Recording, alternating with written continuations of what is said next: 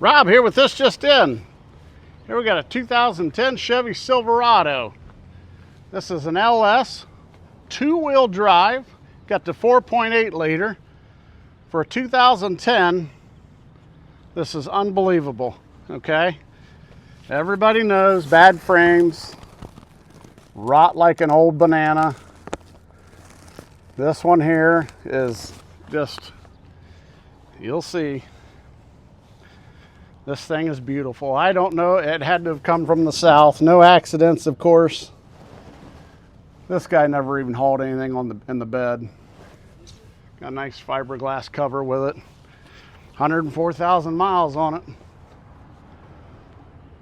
$11,995. Come and get her. Won't last long. Graham Outlet, where everyone rides.